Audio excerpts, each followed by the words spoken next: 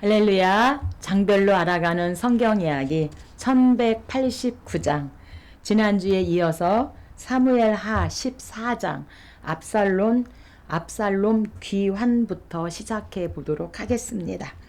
압살롬 때문에 고민하는 다윗의 심정을 간파한 요압은 드고아의 한 여인을 보내어 다윗을 설득하게 합니다. 그녀는 다윗이 하나님께 은혜를 입은 사실을 은근히 상기시키면서 압살롬을 용서하는 것이 좋다고 설득을 합니다.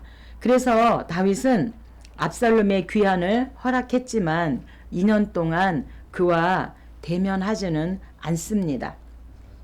1절입니다. 수르아의 아들 요압이 왕의 마음이 압살롬에게로 향하는 줄 알고 드고아의 사람을 보내 지혜로운 여인 하나를 데려다가 그에게 이르되 너는 상주가 된 것처럼 상복을 입고 기름을 바르지 말고 죽은 사람을 위하여 오래 슬퍼하는 여인같이 해라.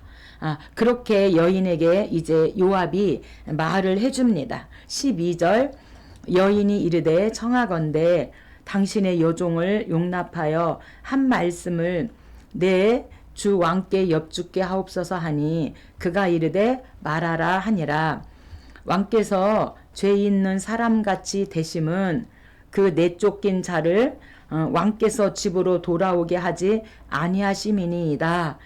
그것은 압살롬을 돌아오게 하지 않는 것이 지금 왕께서 죄 있는 사람같이 되었습니다. 라고 지금 이렇게 13절에서 말을 하니까 16절 왕께서 들으시고 나와 내 아들을 함께 하나님의 기업에서 끊을 자의 손으로부터 주의 종을 구원하리라 함이니이다. 왕이 요압에게 청년 압살롬을 데려오라 하니라. 요압이 일어나 그 술로 가서 압살롬을 데리고 예루살렘으로 오니 왕이 이르되 내 얼굴을 볼 수 없게 하라. 압살롬이 2년 동안 예루살렘에 있으되 왕의 얼굴을 보지 못하였으므로 압살롬이 요압에게 이제는 내가 나로 하여금 왕의 얼굴을 볼 수 있게 하라. 내가 만일 죄가 있으면 왕이 나를 죽이시는 것이 옳으니라 하는지라. 요압이 왕께 나아가 그에게 아뢰매 왕이 압살롬을 부르니 왕이 압살롬과 입을 맞추니라. 그래서 외갓집 그술로 가서 2년 동안 있었고 또 예루살렘에 들어와서도 2년 동안 아버지를 보지 못하고 이제 압살롬과 33절에서 이제 입을 맞추게 되어지는 압살롬 귀환입니다. 15장입니다. 15장은 압살롬이 왕이 되는 압살롬 왕입니다. 압살롬은 헤브론에서 반란을 일으키지요. 그 소식을 들은 다윗은 동족 상잔의 피를 흘리기를 원치 않아서 전략상 도피를 하고 그는 이 시련과 고통의 책임이 자신에게 있다고 통감을 하고 또한 하나님의 뜻이 계시다면 자신이 환도할 수 있으리라고 생각하고 제사장 사독과 언약궤를 예루살렘으로 돌려 보냅니다.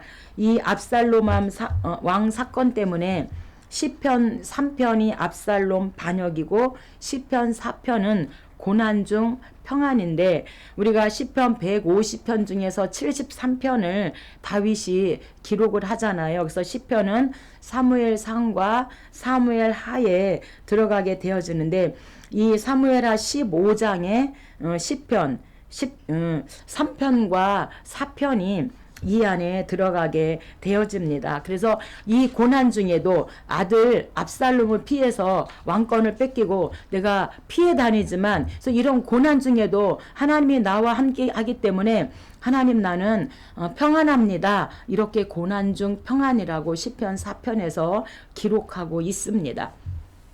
1절입니다. 그 후에 압살롬이 자기를 위하여 병거와 말들을 준비하고 호위병 50명을 그 앞에 세우니라. 여기서 말과 병거와 말을 준비했다라고 하는 말씀은 과거 이스라엘에서는 말을 기르지 않고 노새를 이용했는데 성경 기록상 압살롬은 병거와 말들을 사용한 이스라엘의 첫 지도자로 그렇게 말하고 있습니다.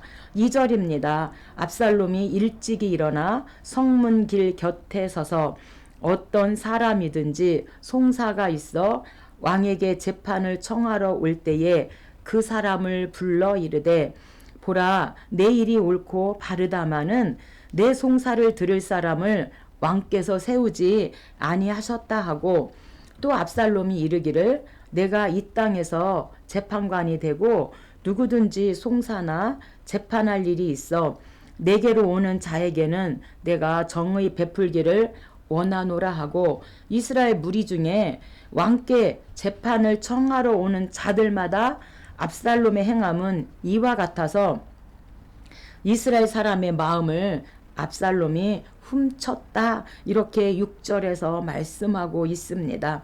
10절입니다. 이에 압살롬이 정탐을 이스라엘 모든 지파 가운데 두루 보내 이르기를 너희는 나팔 소리를 듣거든 말하기를 압살롬이 헤브론에서 왕이 되었다 하라 하니라.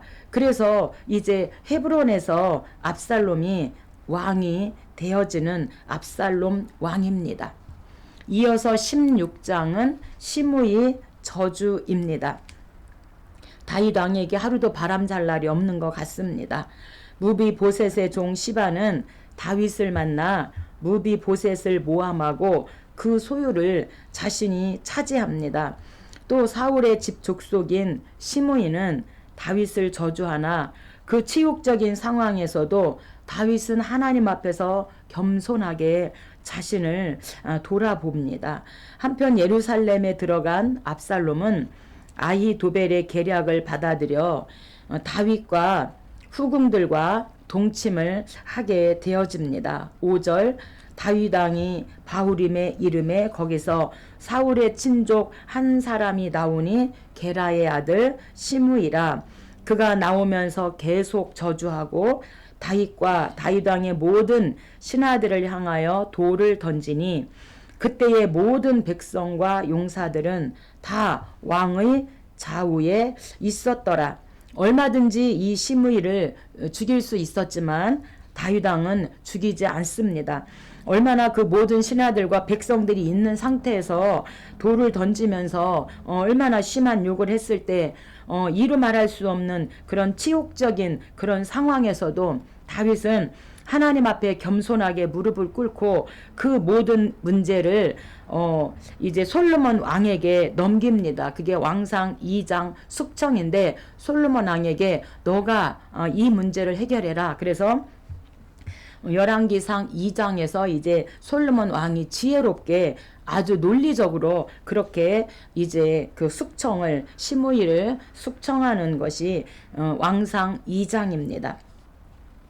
20절입니다. 압살롬이 아히도벨에게 이르되 너는 어떻게 행할 계략을 우리에게 가르치라 하니 이 아히도벨은요 당대 최고의 모략가예요. 그래서 최고의 모략가인 아히도벨에게 내가 어떻게 해야 될지를 가르쳐 줘라 그랬더니 계략을 가르쳐 준 게 22절 이에 사람들이 압살롬을 위하여 옥상에 장막을 치니 압살롬이 온 이스라엘 무리의 눈앞에서 그의 아버지의 후궁들과 더불어 동침하니라. 이 옥상은요 밧세바 간음 사건이 발달된 장소인데 그곳에서 이 압살롬은 온 무리의 눈앞에서 그렇게 아버지의 후궁들과 더불어 동침을 했다고 하는 것입니다. 17장입니다. 17장은 두 전략입니다. 그래서 아히도벨의 전략과 후세의 전략을 말하고 있습니다. 당대 최고의 모략가 아히도벨이 압살롬에게 가담하고 있었던 까닭에 압살롬의 모반은 성공하는 듯 그렇게 보였지만 그의 압살롬 진영에 가담하고 있는 척하고 있었던 후세는 아히도벨과 정 반대되는 모략을 제시합니다. 압살롬이 후세의 모략을 받아들이자 아히도벨은 자결을 하게 되어집니다. 1절입니다. 아히도벨이 또 압살롬에게 이르러 사람 12,000명을 택하게 하소서. 오늘 밤에 내가 일어나서 다윗의 뒤를 추격하여 다윗 왕만 쳐 죽이고 모든 백성이 당신께 돌아오게 하리니 그리하면 모든 백성이 평안하리이다. 이 아히도벨의 전략이 맞아요. 그런데 이 아히도벨의 전략을 이 압살롬은 채택하지 않습니다. 7절 후세가 압살롬에게 이르되 나는 이렇게 계략을 세웠나이다. 온 이스라엘을 단부터 부엘세바까지 바닷가에 많은 모래같이 당신께로 모으고 친히 전장에 나가시고 단부터 부엘세바까지 이스라엘 모든 사람을 다 불러 모아서 바다에 모래같이 그렇게 많은 사람을 다 모으고 또 만일 그가 어느 성에 들었으면 온 이스라엘이 밧줄을 가져다가 그 성을 강으로 끌어들여서 그곳에 작은 돌 하나라도 보이지 않게 할 것이니이다 하매 그 성으로 들어갔다면 밧줄로 그 성을 다 묶어가지고 통째로 강으로 끌어들여서 돌 하나도 보이지 않게 그렇게 죽이자. 이 후세의 전략이 맞지 않습니다. 그런데 이 압살롬은 후세의 전략을 받아들여요. 14절 압살롬과 온 이스라엘 사람들이 이르되 후세의 계략은 아히도벨의 계략보다 낫다 하니 이는 여호와께서 압살롬에게 화를 내리려 하사 아히도벨의 좋은 계략을 물리치라고 명령하셨음이라. 아히도벨이 자기 계략이 시행되지 못함을 보고 고향으로 돌아가 스스로 목매어 죽으니라. 그래서 이 두 전략, 이 아히도벨의 전략이 좋은데 하나님께서 그 전략을 채택하지 못하도록 하나님이 이 압살롬을 혼내주시려고 했다고 말씀하고 있습니다. 그로 인하여 18장 압살롬 죽음입니다. 압살롬의 그 반역은 실패했고 다윗은 압살롬을 죽이지 말라고 당부를 합니다. 그러나 요압 장군은 자기 손으로 찔러 죽이고 이 비보를 접한 다윗은 슬퍼하며 통곡하고 웁니다.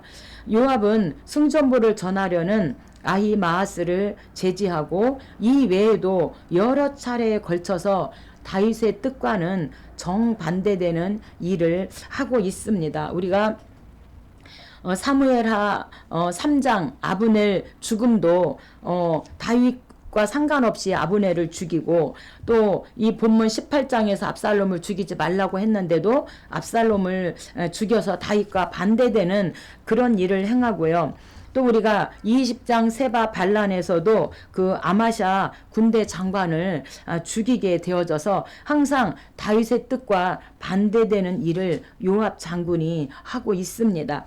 6절입니다. 이에 백성이 이스라엘을 치러 들러 나가서 에브라임 숲풀에서 싸우더니 거기서 이스라엘 백성이 다윗의 부하들에게 패하매 그곳에서 전사자가 2만 명에 이르렀고 압살롬이 다윗의 부하들과 마주치니라.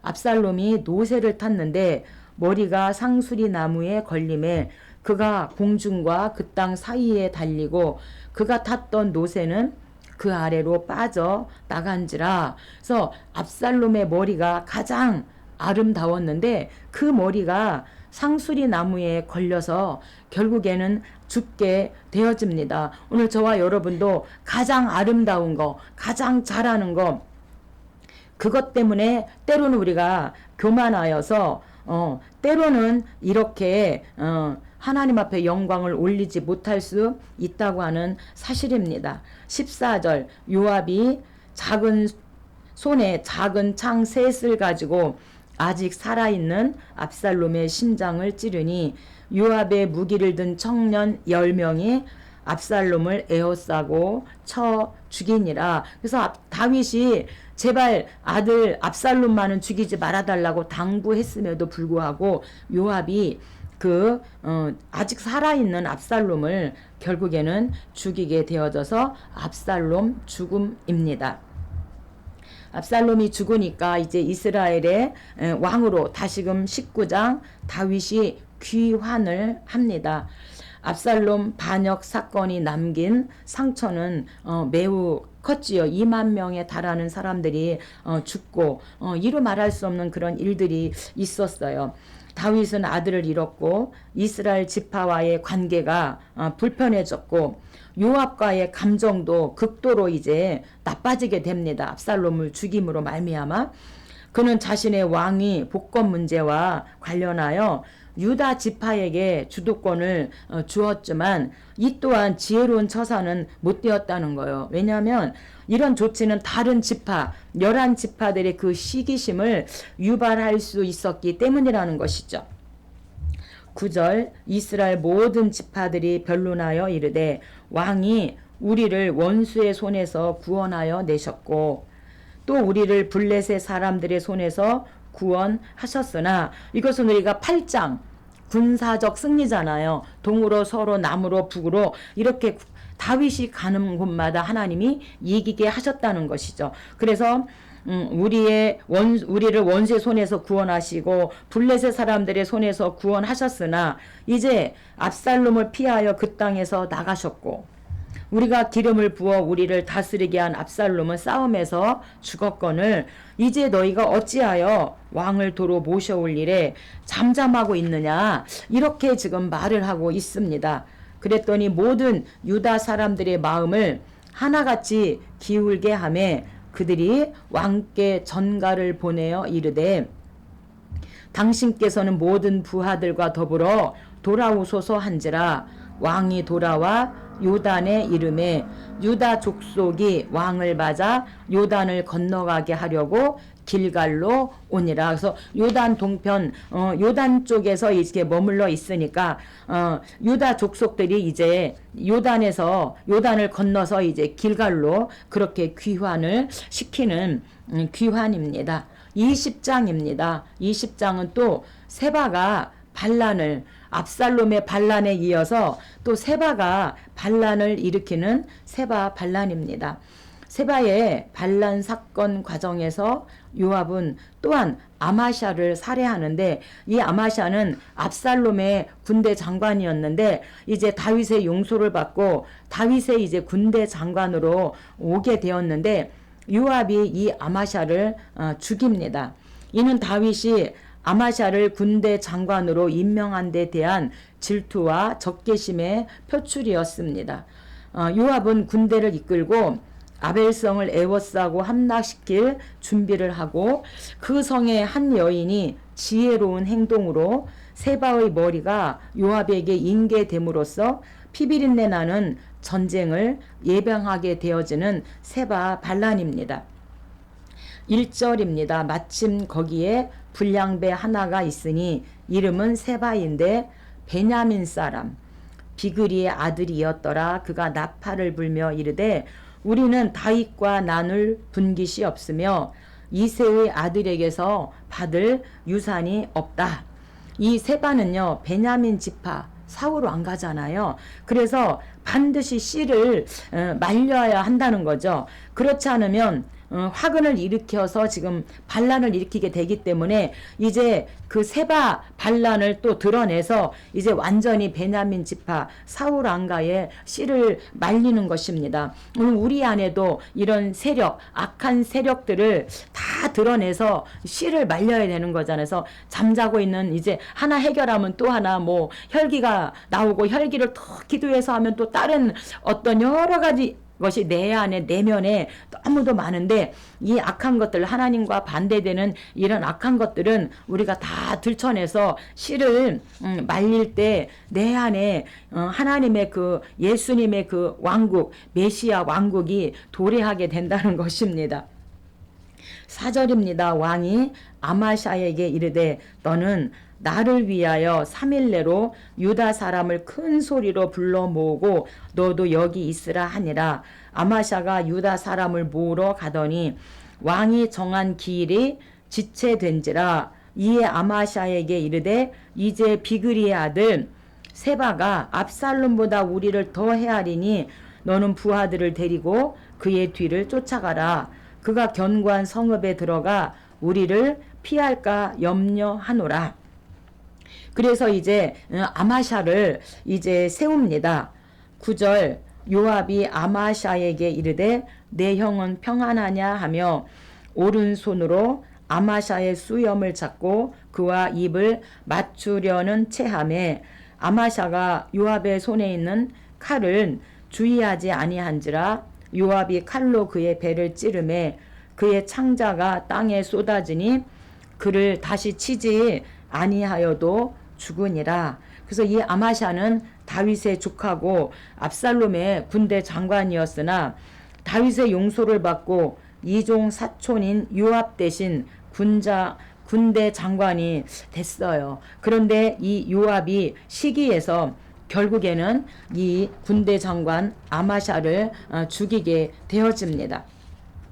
14절입니다. 세바가 이스라엘 모든 지파 가운데 두루 다녀서 아벨과 벤마가와 베림 온 땅에 이르니 그 무리도 다 모여 그를 따르더라. 여인이 말하여 이르되 아벨에게 가서 물을 것이라 하고 이 아벨에게 지혜가 많이 있었다는 것에서 이 아벨에게 묻는다는 것은 지혜자가 많았다는 것을 암시하고 있습니다. 요압이 요압에게 대답하여 이르되 그 일이 그러한 것이 아니니라. 에브라임 산지 사람 비그리의 아들 세바라는 자가 손을 들어 왕 다윗을 대적하였나니 너희가 그만 내주면 내가 이 성벽에서 떠나가리라 하니라. 여인이 요압에게 이르되 그의 머리를 성벽에서 당신에게 내어 던지리이다 하고 이에 여인이 그의 지혜를 가지고 아벨의 지혜죠. 모든 백성에게 나아가매 그들이 비그리 아들 세바의 머리를 베어 요압에게 던진지라. 이에 요압이 나팔을 불매 무리가 흩어져 성읍에서 물러나 각기 장막으로 돌아가고 요압은 예루살렘으로 돌아와 왕에게 나아가니라. 그래서 지혜로운 여인의 이 재치와 담대함이 그 한 성을 구원해 내는 것을 우리가 알 수 있고 여자 신앙이 사대를 결정한다고 부모님, 남편, 자녀, 손자 이렇게 여자의 신앙이 엄청나게 중요합니다. 과거에 우리는 무조건 문제가 있으면 하나님 앞에 가서 울었고 이 가정을 지켜야 한다 이렇게 생각하고 우리의 어머니들이 가정을 지켰는데 오늘날은 참 많이 이렇게 좀 쇠퇴되어지고 가정이 좀 무너지는 일들이 참 많이 있어서 가슴이 아픈데 정말 여자의 신앙이 이렇게 중요하다는 것을 말씀하고 있습니다. 21장입니다. 원수 갚아줌. 그래서 기부온 사람들의 원수를 다윗이 갚아주는 원수 갚아줌입니다. 다윗 시대에 있었던 그 3년 기근 사건으로 인하여서 다윗이 하나님께 이제 물어보는 거죠. 하나님, 저희가 잘못한 게 없는데 왜 이 땅에 3년씩 이렇게 기근이 있습니까? 이렇게 하나님께 물어봤어요. 그랬더니 그 사울이 여호수아가 여호와의 이름으로 기부온 사람들과 맺은 그 동맹이죠. 언약을 무시했기 때문이다 라고 하나님께서 가르쳐 주신 겁니다. 그게 여호수아 9장 기부온 동맹. 다윗이 그래서 적절히 조치함으로 하나님의 징계가 그치게 되어지는 원수 갚아줌입니다. 1절입니다. 다윗의 시대에 해를 거듭하여 3년 기근이 있으므로 다윗이 여호와께 간구하매 여호와께서 이르시되 이는 사울과 피를 흘린 그의 집으로 말미암음이니 그가 기부온 사람을 죽였음이라. 이렇게 하나님께서 기도했더니 하나님께서 원인을 가르쳐 주신 거죠. 그게 여호수아 9장 기부온 동맹. 그래서 동맹, 하나님과 맹세하면 절대로 그 맹세는 지켜야 하기 때문에 이 여호수아도 나중에 알았지만 그들을 어찌할 수 없었어요. 그런데 이 사울 왕가에서 이 기부온 사람을 죽였다는 거죠. 하나님의 맹세를 어겼다는 겁니다. 3절 다윗이 그들에게 묻되 내가 너희를 위하여 어떻게 하랴? 내가 어떻게 속죄하여야 너희가 여호와의 기업을 위하여 복을 빌겠느냐 하니 기브온 사람이 그에게 대답하되 사울과 그의 집과 우리 사이의 문제는 은금에 있지 않고 그들이 우리를 학살하였고 또 우리를 멸하여 이스라엘 영토 내에 머물지 못하게 하려고 모해한 사람 그 7사람 사울 왕가의 7사람을 우리에게 내어 달라고 이렇게 이제 기브온 사람들이 말합니다. 우리가 그들을 목매어 달겠나이다 하니 왕이 이르되 내가 주리라 하니라. 여기서 이 자손 7사람은 지금 기브온 자손의 그 원통함을 신원할 뿐 아니라 여호와의 그 기업을 회복시켜 주려고 이제 다윗이 이 기브온 사람들의 요구 사항을 물었다는 것이죠.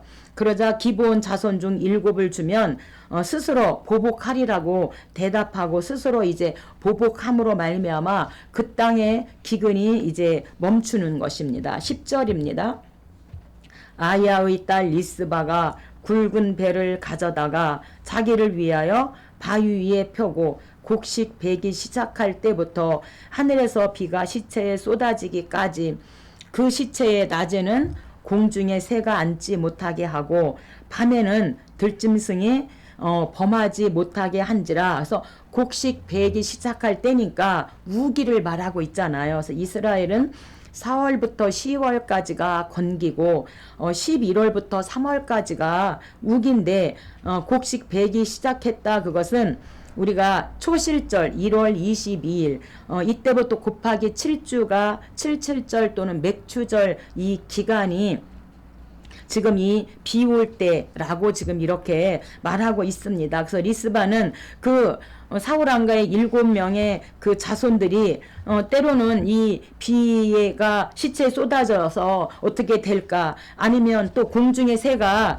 또 앉아서 시체를 어떻게 쪼을까, 밤에 들짐승이 또 이걸 어떻게 할까, 이래서 지금 어떻게 했다는 거예요? 자기를 위하여 바위 위에 정말 이 굵은 배를 갖다 피고 그때부터 이제 새를 쫓고 짐승들을 쫓으면서 이 시신들을 지금 보호하고 있는 겁니다. 11절 이에 아야의 딸 사울의 첩 리스바가 행한 일이 다윗에게 알려짐에 다윗이 그곳에서 사울의 뼈와 그의 아들 요나단의 뼈를 가지고 올라오매 사람들이 그 달려 죽은 자들의 뼈를 거두어다가 사울과 그의 아들 요나단의 뼈와 베냐민 땅 셀라에서 그의 아버지 기스의 묘에 장사하되 모두 왕의 명령에 따라 행하니라. 저주받아 마땅하지만 그 리스바의 그 사랑으로 말미암아, 어머니의 그 사랑으로 말미암아 결국에는 이들이 묘실에 묻히게 되어졌습니다. 리스바는 사울의 첩 중 하나로 이방인이었습니다. 22장입니다. 22장은 다윗의 마지막 노래입니다. 다윗이 지난 날을 회고하며 여호와의 크신 구원을 찬양한 시로 작시연대는 대략 이방 대적들을 정복한 후, 그러니까 이방 대적을 정복한 게 우리가 8장 전쟁 승리죠. 군사적 승리, 그 다음에 10장 암몬 전쟁, 이것을 말하고 있습니다. 그래서 이방 대적들을 정복한 후 세바와 밧세바와 더불어 범죄하기 전으로 보고 있습니다. 다윗은 이스라엘의 번영이 오직 하나님의 은혜임을 절감하고 그리고 향후에도 오직 그분의 주권에 순종함으로 대적들을 능히 물리칠 수 있으리라고 확신하면서 이 찬양을 하는 노래입니다. 1절 이 노래의 말씀으로 이르되 여호와는 나의 반석이시요 나의 요새시요 나를 건지시는 자시요. 그래서 시편 18편과 동일합니다. 그래서 다윗이 산전수전 겪으면서 하나님의 그 은혜와 하나님의 그 사랑을 노래하고 있는 22장 다윗의 노래고, 23장 이제 다윗이 죽기 전에 마지막 말을 이제 하는 유언의 말씀이죠. 모세도 죽기 2달 전에 고별 설교를 2세대들에게 했고, 여호수아도 죽기 전에 여호수아 23장 고별사를 말했고, 사무엘도 죽기 전에 고별 설교를 하게 되어진 것처럼 지금 다윗이 죽기 전에 이제 고별사를 말하고 있습니다. 여기서 다윗은 하나님의 통치를 대리하는 자로서 합당한 자세와 이에 따른 축복을 노래하고 사악한 자에게 임할 징벌을 경고하고 있습니다. 내용은 짧지만 다윗의 심경이 잘 요약되어 있습니다. 1절, 이는 다윗의 마지막 말이라. 높이 세워진 자, 야곱의 하나님께로부터 기름 부음 받은 자, 이스라엘의 노래 잘하는 이가 말하노라. 이스라엘의 하나님이 말씀하시며 이스라엘의 반석이 내게 이르시기를 공의로 다스리는 자, 하나님을 경외함으로 다스리는 자여, 내 집이 하나님 앞에 이같지 아니하냐. 하나님이 나와 더불어 영원한 언약을 세우사 만사에 구비하고 견고하게 하셨으니 나의 모든 구원과 나의 모든 소원을 어찌 이루지 아니하시랴. 그래서 영원한 언약은 다윗 언약이잖아요. 그래서 이 다윗 가문에서 나올 의로운 통치자 예수 그리스도에 대한 찬양을 노래한 찬양시입니다. 마지막 24장 인구 조사입니다. 이 인구 조사로 전염병으로 7만 명이 죽는 엄청난 일들이 일어나게 되어지는 인구 조사. 다윗은 인구 조사를 통해 자신의 그 명예와 막강한 국방력을 과시하는 자만심에 빠지게 되어집니다. 이 일로 인해 하나님은 세 가지 징벌을 제시하며 하나 택하라고 태기를 명하십니다. 결국 전염병으로 인해서 7만 명이 죽고 다윗은 선지자 갓의 권면대로 아라우나의 타작 마당에서 여호와를 위해 제단을 쌓고 제사를 드림으로 죄 사함을 받는 의식을 거행하게 되어집니다. 1절, 여호와께서 다시 이스라엘을 향하여 진노하사 그들을 치시려고 다윗을 격동시키사 이스라엘과 유다의 인구를 조사하라.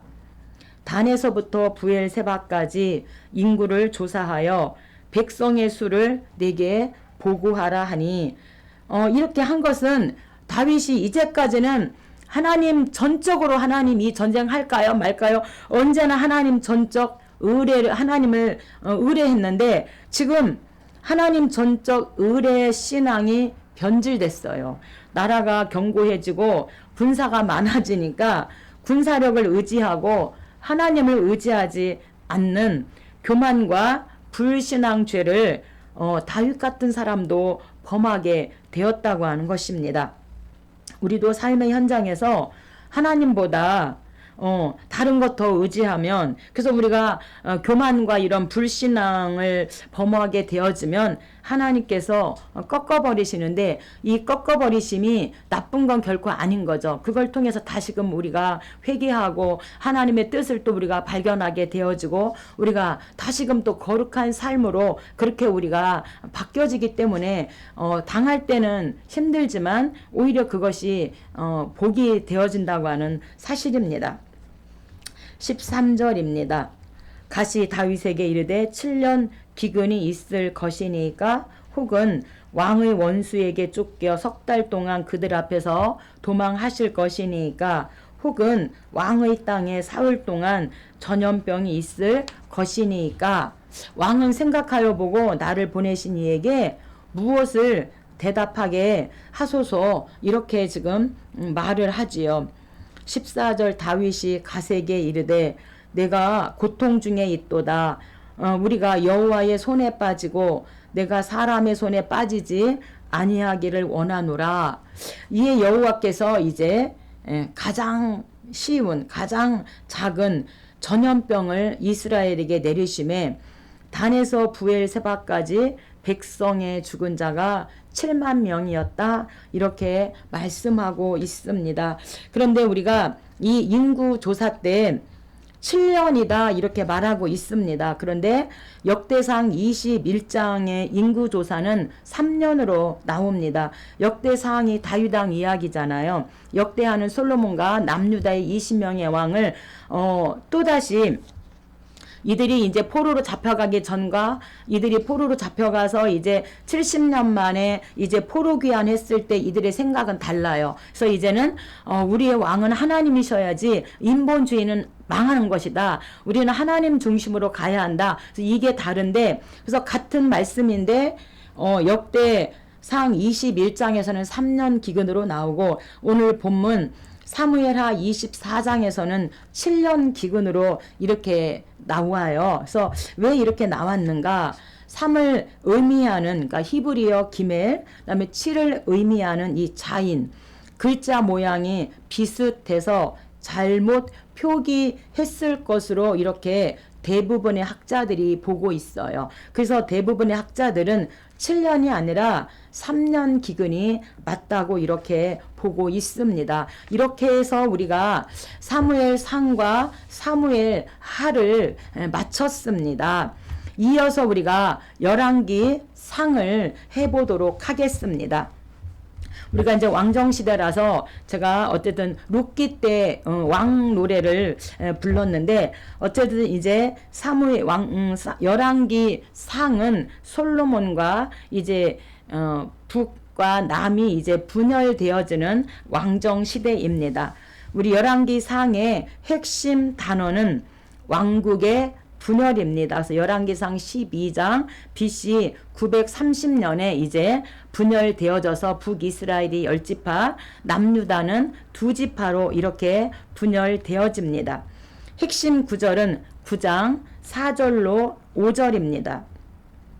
내가 만일 내 아버지 다윗이 행함같이 마음을 온전히 하고 바르게 하여 내 앞에서 행하며 내가 내게 명령한 대로 온갖 일에 순종하여 내 법도와 율례를 지키면 내가 내 아버지 다윗에게 말하기를 이스라엘의 왕위에 오를 사람이 내게서 끊어지지 아니하리라 한 대로 내 이스라엘의 왕위를 영원히 견고하게 하려니와.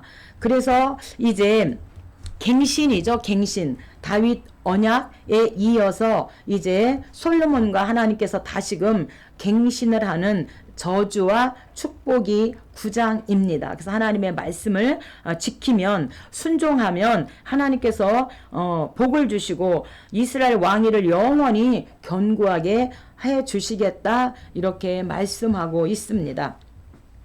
핵심 장은 12장 분열 왕국입니다. 이 12장은 왕국 분열의 직접적인 과정을 기록하고 있는데, 솔로몬의 사후 르호보암의 어리석은 강압 정치에 불만을 품은 북이스라엘의 10지파가 여로보암을 왕으로 옹림하여 이스라엘은 결국 2개의 수도, 2개의 왕을 가진 분열 왕국이 되고 맙니다. 이는 예전에 시내산 언약을 맺고 함께 선민이 된 이스라엘이 하나님이라는 절대 유일의 구심점을 상실한 결과 야기된 분열입니다. 또한 이 왕국 분열은 향후 계속된 쇠퇴와 몰락의 원인이기도 합니다. 열왕기상 2회입니다. 열왕기상의 전반부 1장부터 11장까지 솔로몬 왕 이야기죠. 전반부는 솔로몬의 생애를 자세히 개관하고 있다. 그의 영도력 아래 이스라엘은 영도의 크기와 국력에 있어 절정기를 맞이하고, 솔로몬이 예루살렘에 건축한 성전의 끝없는 광의를 포함해 그의 위대한 업적들은 그에게 전 세계적인 명예와 존경을 가져다 주었습니다. 그러나 하나님을 향한 솔로몬의 그 열망은 그의 말년에 접어들면서 급속하게 퇴락하고 맙니다. 그 이유는 그의 이방 아내들 1000명이죠. 아내들이 하나님의 성전에서 하나님께 예배하는 것으로부터 그의 마음을 돌아서게 했기 때문이고, 그 결국 이제 나누어진 마음을 가진 왕은 왕국을 나누이게 했다고 하는 것입니다. 열왕기상의 주제입니다. 열왕기상의 주제는 이스라엘과 유다의 번영과 안녕은 백성과 그들의 왕이 언약에 대해 충성스러웠는가 그렇지 않은가에 달려 있다고 하는 사실입니다. 열왕기상의 저자입니다. 저자는 저작설이 두 개가 있습니다. 그래서 하나는 예레미야 저작설이고 하나는 익명의 선지자 저작설. 그래서 이 열왕기서 저자에 대해 두 가지 견해를 말하고 있습니다. 첫 번째 예레미야 저작설입니다.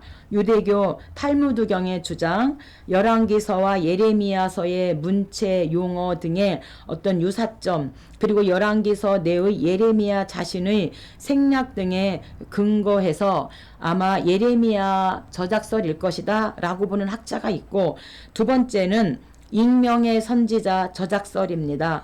저작 장소가 예레미야의 피신 장소인 애굽과는 다른 바벨론이라는 점과 본서의 연대상 예레미야의 나이 대략 86세와는 부적절하다는 점 등에 근거해서 아마 익명의 선지자일 것이다 이렇게 보고 있는데, 대부분의 사람들은 예레미야 저작서를 더 많이 지지하고 있습니다.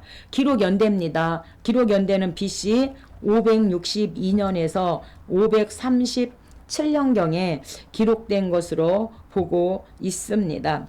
기록 목적, 포로 기간 중에 쓰여진 열왕기서는 결코 이스라엘의 군왕들을 영화롭게 하거나 또는 선민 이스라엘을 치장하려는 민족주의적 동기에서 기록된 것은 아니고, 오히려 이스라엘 열왕과 민족에게 임한 각종 재난, 굴욕, 성전 파괴 등 선민의 치부를 적나라하게 파헤치고 있습니다. 이스라엘 역사를 기록한 목적은 다음과 같이 정리할 수 있는데, 첫째, 선지자적 목적입니다. 선민 이스라엘의 흥망성쇠 여부는 결코 정치, 군사적인 힘이나 외세에 기인하고 있는 것이 아니라 오직 하나님의 말씀, 그 율법에 대한 순종과 불순종 여부에 달려있다는 사실을 충실히 보여주기 위한 목적으로 기록되었다는 거죠. 그래서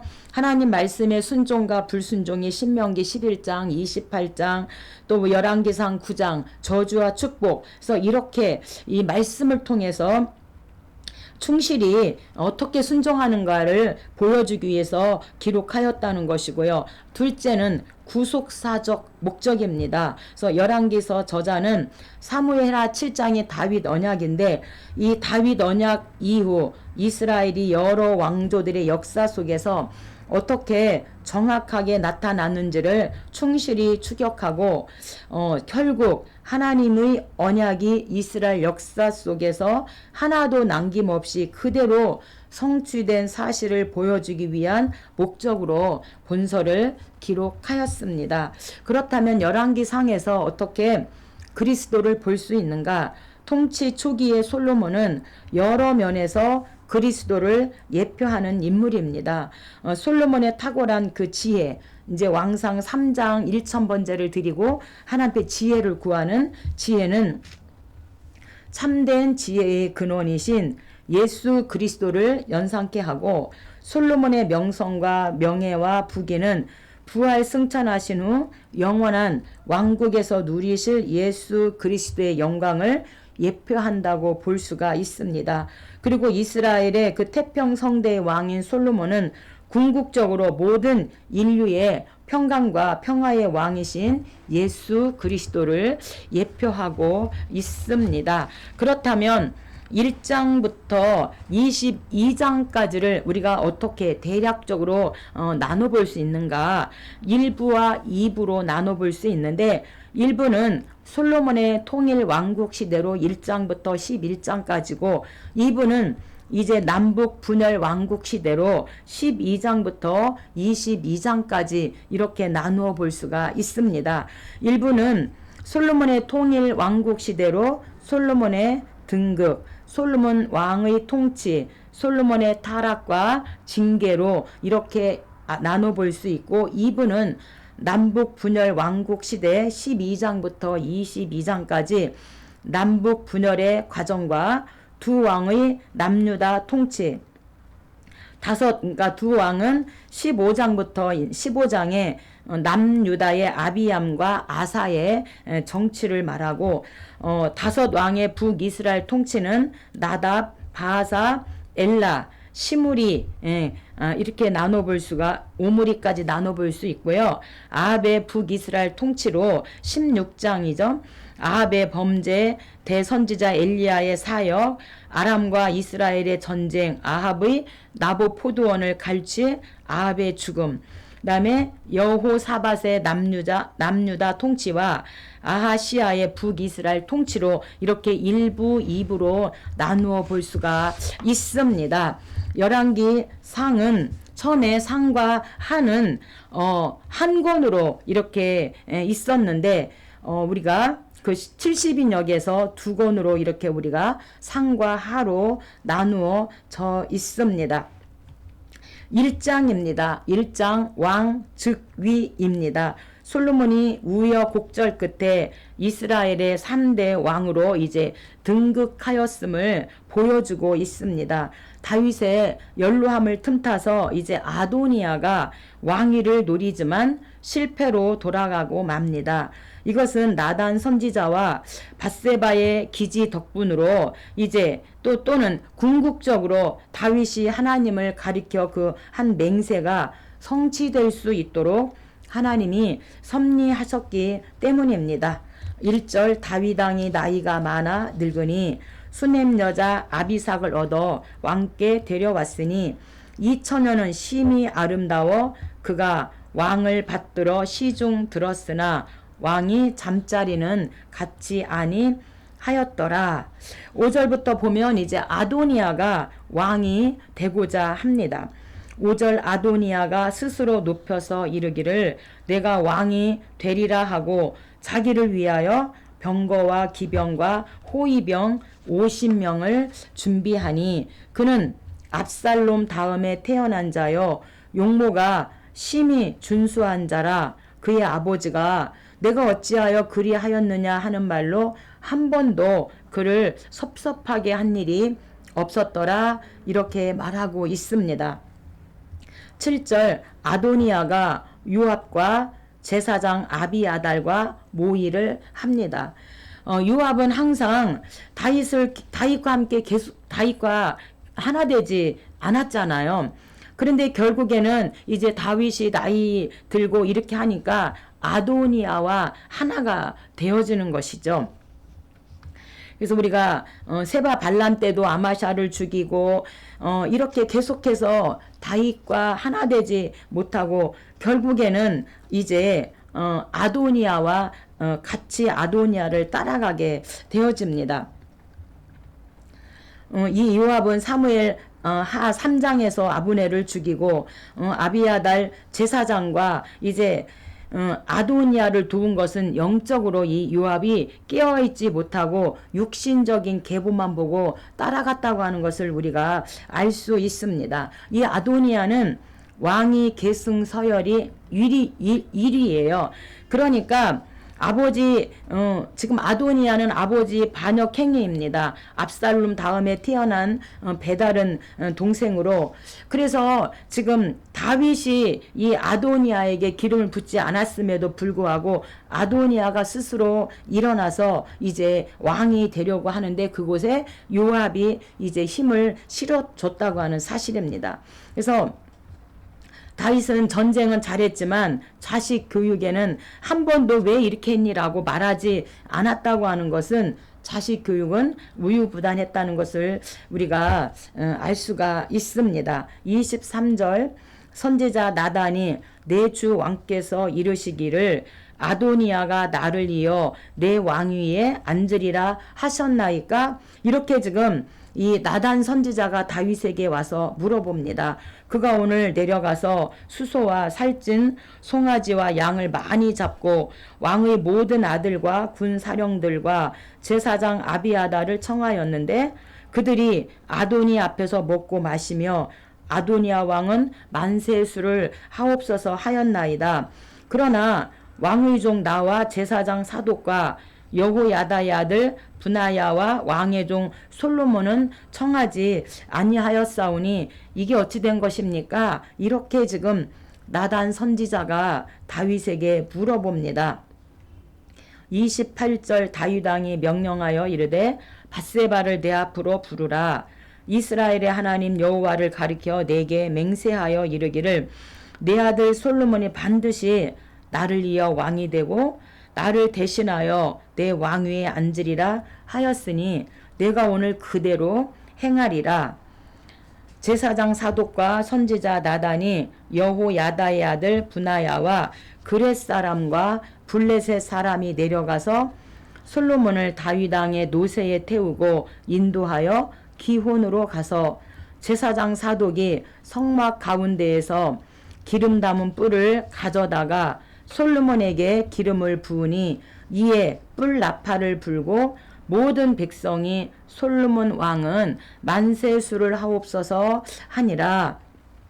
그래서 우리가 이 사독은요 아론 계열입니다. 그래서 아론, 나답, 아비후, 나답과 아비후는 레위기 10장에서 나아 죽음, 그리고 이제 엘르아살, 이다말, 그리고 이제 이 엘르아살은요 비느하스, 아비수와 붓기, 무시, 스라히야, 무라욤, 아마랴, 아이둡, 사독. 그래서 이 사독은 아론의 그 엘르아살과 이다말 두 아들 중에 엘르아살 쪽이고요. 그 다음에 이 이다말은 엘리, 홈니, 이가봇, 아이둡, 아히야, 아히멜렉, 그 다음에 아비아달이에요. 그래서 이 사독은 지금 솔로몬 쪽에 있고 이 아비아달은 요압과 함께 아도니아 쪽에 지금 이렇게 있게 되어지는 겁니다. 2장까지 하겠습니다. 2장 숙청입니다. 다윗은 임종을 앞두고 솔로몬에게 하나님의 계명을 철저히 지키며 국가의 안위를 위태롭게 한 자들을 처단하라는 유언을 합니다. 개인의 운명은 물론 국가의 흥망성쇠도 하나님께 달려 있음을 말하고 솔로몬은 다윗이 죽은 후 그의 유언에 따라 정적들을 제거함으로써 왕국이 안정되고 번영할 수 있는 기틀을 놓게 되어지는 숙청입니다. 10절 다윗이 다윗성에 장사되니 다윗이 이스라엘 왕이 된 지 40년이라 헤브론에서 7년 6개월 동안 단일 왕국 유다 지파만 이제 기름을 부었었죠. 다스렸고 예루살렘에서 33년 동안 12지파 통일 왕국이죠. 33년 동안 다스렸더라. 아도니아가 솔로몬의 어머니 밧세바에게 나아온지라 그가 이르되 청하건대 솔로몬 왕에게 말씀하여 그가 수넴 여자 아비삭을 내게 주어 아내를 삼게 하소서. 왕이 거절하지 아니하시리이다. 아비삭을 내게 달라고 하는 것은 다윗의 후궁 첩이잖아요. 그래서 아비삭을 달라는 것은 왕권 탈취 목적으로 지금 그 어머니 밧세바에게 나아가서 솔로몬 왕에게 아비삭을 나에게 주라고 좀 그것을 건의하라고 말하는 것은 왕권 탈취 목적입니다. 19절 밧세바가 이에 아도니아를 위하여 말하려고 솔로몬 왕에게 이르니 왕이 일어나 영접하여 절한 후에 다시 왕자에 앉고 그의 어머니를 위하여 자리를 베푸니 그가 그의 오른쪽에 앉은지라. 밧세바가 이르되 청하건대 수넴 여자 아비삭을 아도니아에게 주어 아내를 삼게 하소서. 이렇게 이제 건의를 하죠. 솔로몬 왕이 그의 어머니에게 대답하여 여호와를 두고 맹세하여 이르되 아도니아가 이런 말을 하였은즉 그의 생명을 잃지 아니하면 하나님은 내게 벌 위에 벌을 내리심이 마땅하나이다. 그것은 왕권 탈취 목적으로 했기 때문에 지금 이렇게 말하고 있는 겁니다. 여호야다의 아들 분하야를 보내매 그가 아도니아를 쳐서 죽였더라. 그래서 숙청인 거죠.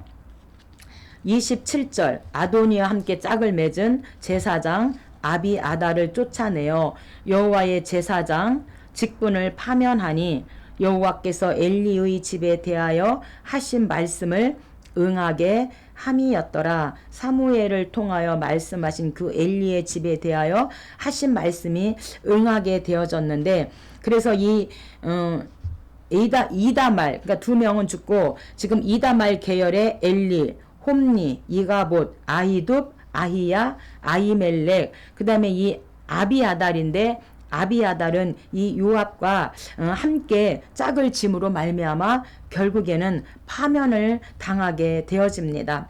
28절 그 소문이 요압에게 들림에 도망하여 제단 뿔을 잡으니 이는 그가 다윗을 떠나 압살롬을 따르지 아니하였으나 아도니아를 따랐음이라.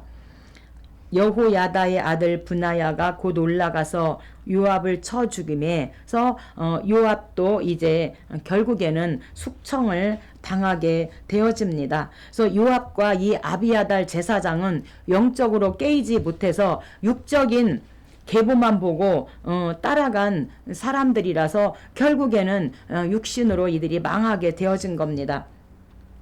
36절 왕이 시므이를 불러서 예루살렘에서 살고 어디든지 나가지 말라. 너는 분명히 알라. 내가 나가서 기드론 시내를 건너는 날에는 반드시 죽임을 당하리니. 그래서 반드시 나가지 말라고 이야기를 했음에도 불구하고 3년 후에 이제 시므이의 두 종이 가드 아기스에게로 도망하여 갑니다. 시므이가 그 종을 찾으려고 일어나 가드로 가서 아기스에게 나아가 그의 종을 가드에서 데려왔더니 이 소문이 이제 퍼진 거죠. 브나야에게 명령하매 그가 나가서 시므이를 치니 그가 죽으니라. 이에 나라가 솔로몬의 손에 견고하여 지니라. 그래서 사무엘하 16장 시므이 저주 때 얼마든지 다윗이 죽일 수 있었지만 솔로몬에게 이 일을 맡겼더니 솔로몬이 합법적으로 예루살렘에서만 살고 너는 여기를 떠나면 너는 죽는다, 이렇게 합법적으로 해서 이제 요압 그 다음에 아비아달 제사장 또 시므이를 다 숙청함으로 이제 이스라엘의 나라가 솔로몬 손에 견고하여 졌다 말하고 있습니다. 다음 주에 3장부터 시작해 보도록 하겠습니다. 감사합니다. 주의 사랑 노래하리라.